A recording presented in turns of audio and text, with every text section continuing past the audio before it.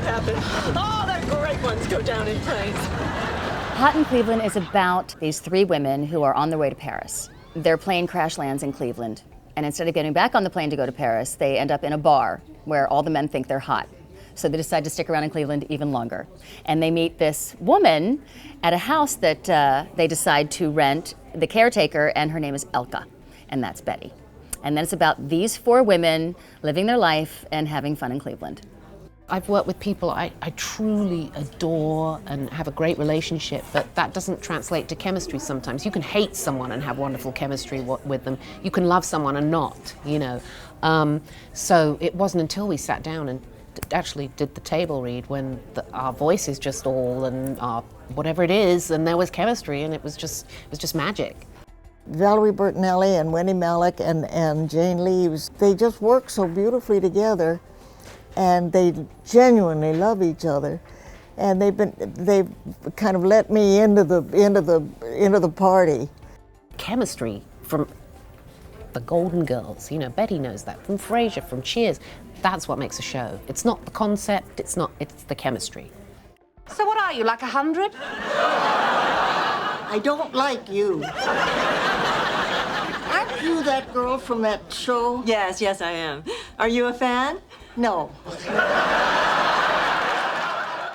There's nothing better than this format. I think 4 cameras live in front of a studio audience is the way to go for a show like this. There's an energy that happens when there's an audience there and hearing you and laughing and loving your character, and you feel the vibe from the audience. There's nothing like it.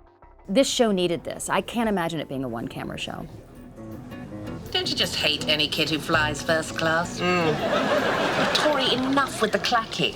Well, I'm trying to get email reception.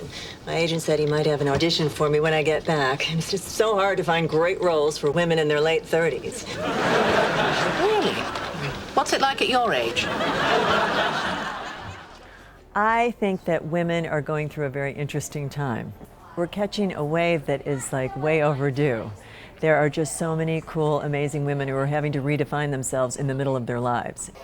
Betty has been, we keep calling her our brave, fearless leader, but she has done more, I think, for women's self-esteem than any single person has in as long as I can remember. What's the deal with old ladies in tracksuits?